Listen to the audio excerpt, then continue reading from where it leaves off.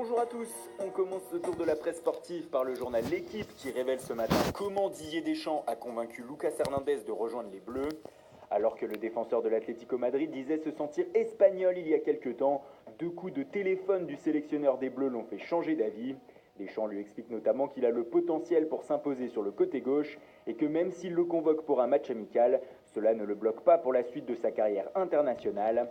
Le relais de son coéquipier Antoine Griezmann en club finira de le convaincre d'accepter de dire oui à une première convocation en équipe de France. Et en parlant de Griezmann, on retrouve le buteur des Bleus en une de Sport ce matin. Le journal catalan reprend les propos du joueur de l'Atlético dans une interview à l'équipe hier. Je veux connaître mon futur avant d'aller au mondial. Il n'en fallait pas plus pour que le média interprète ses propos. Pour Sport, Griezmann est pressé de concrétiser son transfert au Barça et va refuser l'offre de prolongation des Colchoneros. C'est peut-être aller un peu vite en besogne. En tout cas, ce feuilleton Griezmann, qui ne fait que commencer, déclenche un duel entre la presse catalane et madrilène. À la une de Marca ce matin, on retrouve une phrase de Diego Costa qui aurait dit à l'attaquant des Bleus de rester la saison prochaine. Maintenant, tu ne peux pas me laisser seul, aurait-il lâché. Dans l'autre journal catalan, Mundo Deportivo, c'est Adrien Rabiot qui s'affiche en une ce matin. Le journal local rapporte que le FC Barcelone voulait acheter le milieu de terrain du PSG l'été dernier. En pleine zone de turbulence avec le départ de Neymar dans la capitale française, les Blaugrana voulaient négocier la venue de Rabiot dans le deal avec Paris, mais le club français a tout simplement refusé.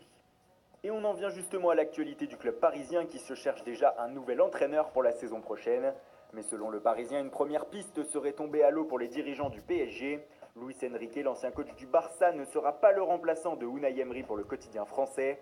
Le technicien espagnol serait en effet proche de rejoindre Chelsea la saison prochaine et aurait donc décliné la proposition parisienne. En Italie, c'est un joueur de Ligue 1 qui fait la une ce matin. Le défenseur central de Monaco, Camille Glick, fait poser une question au quotidien Tuttosport. Et si Glick revenait au Torino, s'interroge le média. Ce dernier affirme que des premiers contacts auraient eu lieu entre les deux parties après le derby de Turin et que la cote de Glick auprès des fans du Taureau est toujours aussi élevée, suffisant pour un retour. Et on termine en Angleterre où le cas Alexis Sanchez agite la presse ce matin. Le Chilien s'est confié hier sur ses débuts mitigés avec Manchester United. Des propos relayés par le Sun ce jeudi. L'attaquant déclare notamment « Comme je suis exigeant, je m'attendais à quelque chose de mieux. Après mon arrivée à United, il était difficile de tout changer très rapidement. J'ai même hésité à venir ici en Suède avec la sélection.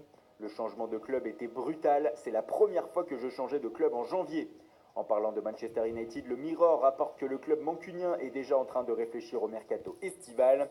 Selon le tabloïd, José Mourinho voudrait retenter sa chance pour Raphaël Varane cet été. Il serait prêt à proposer 45 millions d'euros au Real Madrid. Voilà.